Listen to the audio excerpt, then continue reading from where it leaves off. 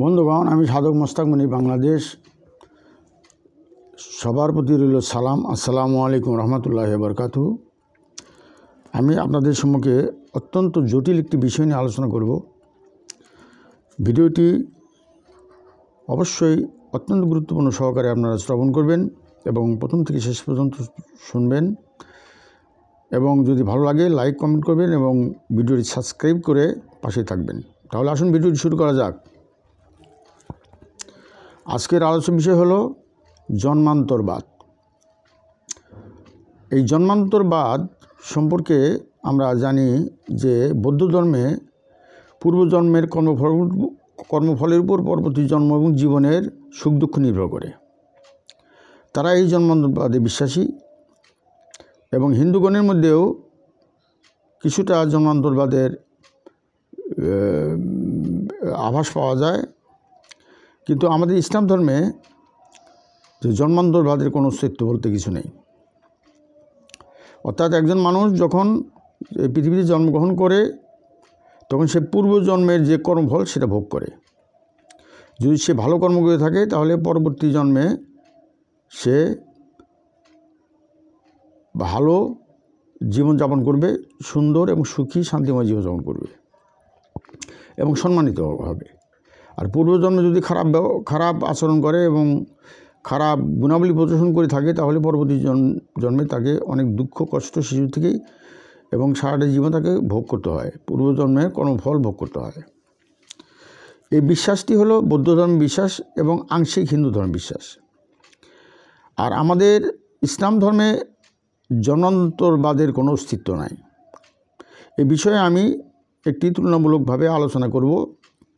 যারা তত্ত্বজ্ঞানী এবং দার্শনিক জ্ঞানী গুণী ব্যক্তিগণ, চক্ষুষ্মান ব্যক্তিগণ, তারা ভিডিওটি শ্রবণ করবেন বলে আমি সকলকে আমন্ত্রণ জানাচ্ছি। আসলে পৃথিবীতে জন্মান্তরবাদ বলতে কিছু নাই। অর্থাৎ মহান আল্লাহ পাক রাব্বুল আলামিন আমাদের বিশেষ আল কোরআনে এমন কোনো বাক্য নাই, এমন কোনো আয়াত নাই যেখানে পুনর্জন্মের কথা বলা আছে। তবে আল হাদিসে পাওয়া যায় যে শেষ জামানায় যে একজন মহাপুরুষের আবির্ভাব ঘটবে সেটা সম্পর্কিত আমরা এইটুকু ভবিষ্যৎবাণী পাই যে তার নাম হবে আবদুল্লাহ, তার মাতার নাম হবে আমিনা। এবং এটা মহানবী সাল্লাল্লাহু আলাইহি সাল্লাম নিজেরই আগমন, আমাদের প্রিয় নবী হযরত মুহাম্মদ আহমদ মুস্তাফা সাল্লাল্লাহু আলাইহি সাল্লামেরই আগমন বলে ইঙ্গিত ইশারা পাওয়া যায়। কিন্তু এই কথার অর্থ এই নয় যে জন্মান্তরবাদ আছে।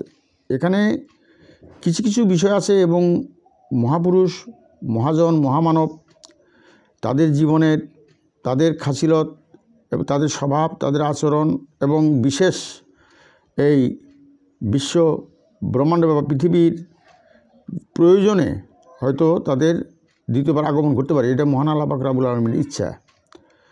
কিন্তু প্রকৃতপক্ষে আমাদের এই সত্যে আমাদের উপনীত হইতে হবে যে আসলে জন্মান্তরবাদ বলতে আমাদের ইসলাম ধর্ম সমর্থন করে না, এবং জন্মান্তরবাদ বলতে কোনো কিছু নেই। মহান আল্লাহ পাক রাব্বুল আলামিনের কাছে রুহের অভাব নেই, আত্মার অভাব নেই, যে কাজে তাকে আবার বারবার একজনকে এই পৃথিবীতে আসতে হয়। তবে এইটা একটা বিষয় আছে যে সমস্ত লোক আত্মহত্যা করে তারা না পায় বেহেশত, না পায় জান্নাত, না পায় জাহান্নাম, অর্থাৎ তারা শূন্যকারে ঘুরতে থাকে। এটা তাদের জন্য একটা পানিশমেন্ট।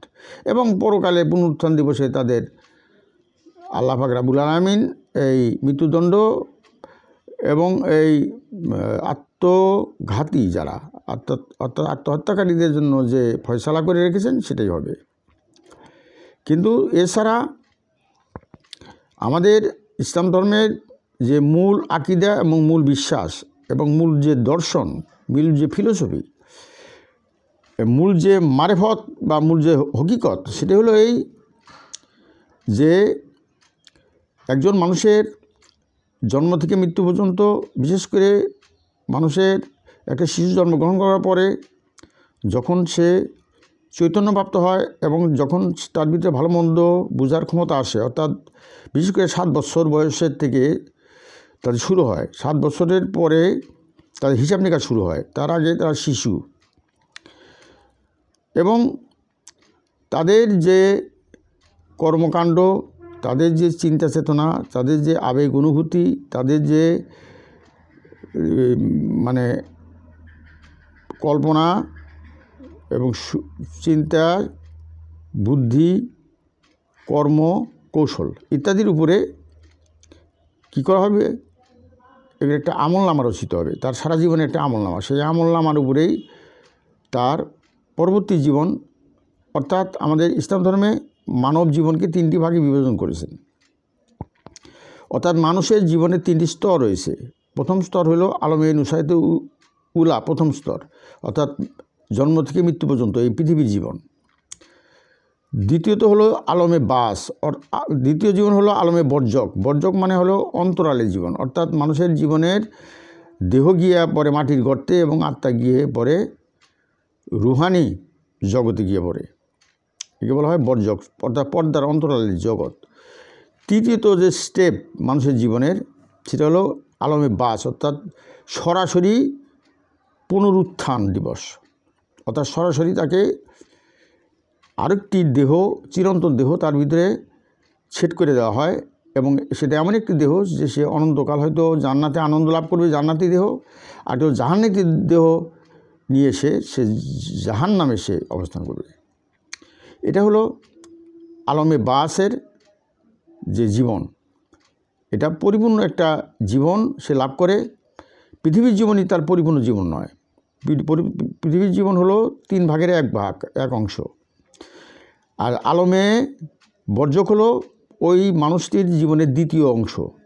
আর আলমে বাস অর্থাৎ পুনরুত্থান দিবস হলো ওই মানুষটির জীবনের 3য় অংশ। তাহলে ইসলামী দর্শন অনুযায়ী মানুষের জীবনকে 3টি ভাগে বিভাজন করা হয়েছে এবং 3টি স্তরে সুবিন্যস্ত করা হয়েছে।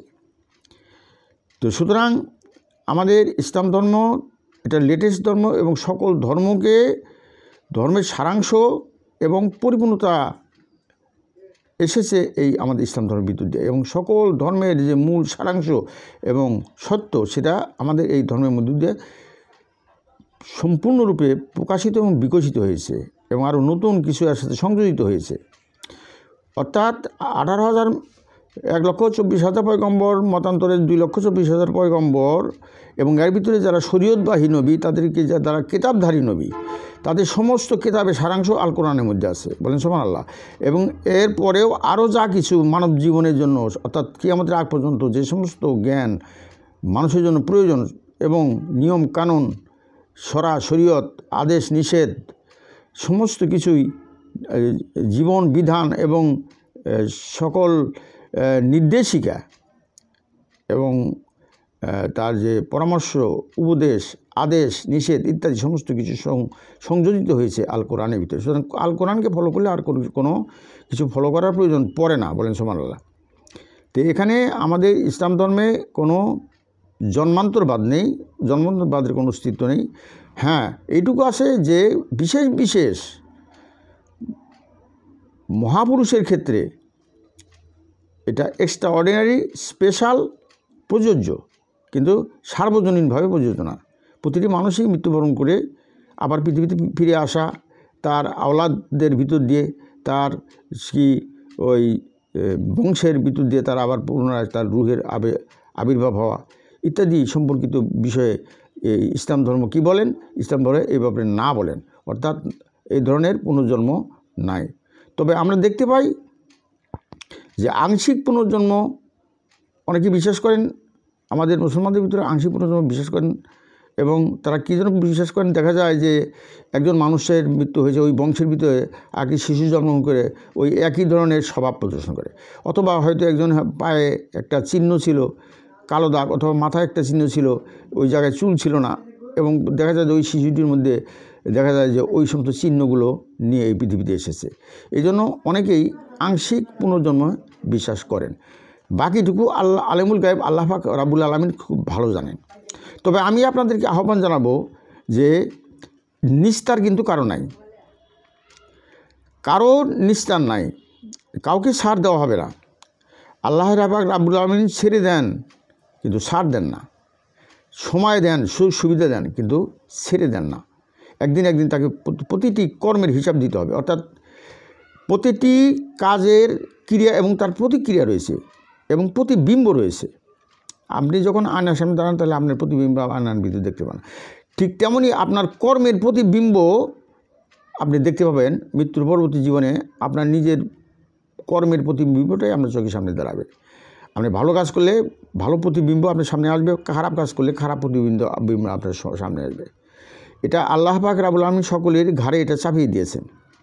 আল্লাহ পাক রাব্বুল আলামিন নতুন করে কোনো কিছুই করতে হয় না, তিনি সমস্ত কিছু সুবিন্যস্ত করে রেখেছেন, করে অন্য সৃষ্টিতে তিনি মনোযোগ করেছেন। কাজেই এখানে একটি বিষয় আপনাদেরকে বলে দিই, সেটা হলো মহান আল্লাহ পাক রাব্বুল আলামিন রহস্যের পর রহস্য জাল বিস্তার করে রেখেছেন এবং সেই রহস্য জাল ভেদ করা সকলের পক্ষে সম্ভব নয়। এজন্য মহান আল্লাহ পাক রাব্বুল আলামিন তিনি বলেছেন যে তোমরা আমাকে বেশি বেশি করে ডাকো, আমাকে বেশি বেশি করে স্মরণ করো তোমাদের সুখে তোমাদের দুঃখে, এবং তোমরা যখন পেরেশানিতে পড়ো, বিপদগ্রস্ত হও এবং যখন তোমাদের মৃত্যুর দ্বার প্রান্তে চলে যাও, তোমরা কী করো এবং বিপদগ্রস্ত হয়ে যাও, তোমরা বারবার আমাকে স্মরণ করো, আমাকে ডাকো, আমি তোমাদের উদ্ধার করব।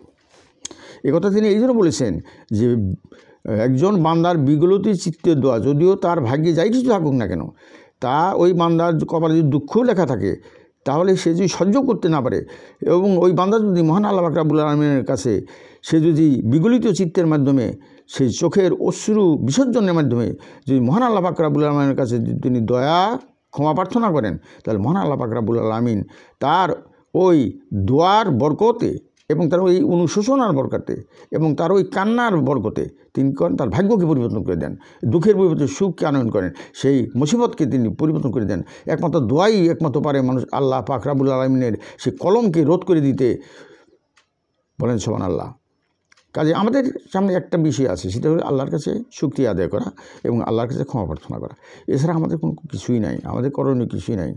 কাজেই আমি আপনাদেরকে এই মনে সতর্ক করছি যে জন্মান্তরবাদ বলে ইসলামে কোনো কিছুই নাই, কিন্তু আংশিক জন্মান্তরবাদ যেটাকে বলা হয় বিশেষ বিশেষ মহাপুরুষের ক্ষেত্রে প্রযোজ্য, যা এই পৃথিবীতে প্রয়োজনীয় তাগিদে মহান আল্লাহ পাক রাব্বুল আলামিন তাকে পুনরায় প্রেরণ করতে পারেন, তার রূহকে প্রেরণ করতে পারেন, তার সেই শক্তিমত্তাকে পরিবর্তন করে, তার মজিজাকে পরিবর্তন করতে পারেন, তার কারামতকে তার উপরে তার নিয়ে এই পৃথিবীতে তার আগমন ঘটতে পারে। এটা বিশেষ বিশেষ ক্ষেত্রে স্পেশাল বিষয়, কিন্তু পরিপূর্ণ জন্মান্তরবাদে আমরা বিশ্বাস করি না। তবে হ্যাঁ, কিছু কিছু আংশিক জন্মান্তর অনেকে বিশ্বাস করেন। যেমন আমি যে কথাটি একটু আগে বললাম যে কীভাবে হাসতেন, কীভাবে তাকাইতেন, তার শরীরে কোনো চিহ্ন ছিল, ওই চিহ্ন নিয়ে পৃথিবীতে আগমন করেছেন, এরকম কিছু কিছু নজির দেখা যায়। এবং এটা মনে করেন যে এটার কারণে আমাদের মুসলমানদের মধ্যেও অনেকে আছেন যারা আংশিক পুনর্জন্মে বিশ্বাসী। এবং প্রকৃতপক্ষে আসলে আমাদের ইসলাম ধর্মে কোনো জন্মান্তরবাদের কোনো অস্তিত্ব নেই এবং পৃথিবীতে পুনর্জন্ম বলতে কোনো কিছু নাই। আমার এই আলোচনা থেকে এবং তথ্য উপাত্ত থেকে যদি আপনারা কিছুটা উপকৃত হয়ে থাকেন, আমাদেরকে একটা জিনিস চাইতে হবে যে আমাদের এই পৃথিবীতে জন্ম হয়েছে এবং পূর্ব জন্মে কে কী করেছে তার পরবর্তী জন্মে তার কোনো কিছু মনে থাকে না। এবং প্রতিটি মানুষ নতুনভাবে জন্মগ্রহণ করে এবং সে যে কর্ম করে, ভালো কর্ম মন্দ কর্ম, প্রতিটি কাজের, এমনকি মহান আল্লাহ পাক রাব্বুল আলামিন বলছেন যে তোমাদের এমন কোনো ক্ষুদ্র কর্ম নেই যেটা তোমরা আমলনামায় দেখতে পাবে না। কাজেই মানুষ হুঁশিয়ার। আপনি যতই ফাঁকি দিতে পারেন, সমাজকে ফাঁকি দিতে পারেন, আপনাকে সবাইকে ফাঁকি দিতে পারেন, পৃথিবীর সবাইকে ফাঁকি, কিন্তু মহান আল্লাহ পাক রাব্বুল আলামিনকে ফাঁকি দিতে পারবেন না, কেউ না। তো সুতরাং যে মুনাফিকি চরিত্র, যে আমার বাইরে এক রূপ আর ভিতরে এক রূপ, এই রূপ নিয়ে চলাফেরা কেউ করার চেষ্টা করবেন না, কারণ আল্লাহর পাক রাব্বুল আলামিনের কাছে সকলেই ধরা খাওয়া এবং তিনি এই পৃথিবীর থেকেই তার পানিশমেন্ট এবং তার অ্যাকশন শুরু হয়ে যায়। ওয়া আখিরু দাওয়ানা আলহামদুলিল্লাহি রাব্বিল আলামিন। আসসালামু আলাইকুম ওয়া রাহমাতুল্লাহি ওয়া বারাকাতুহু।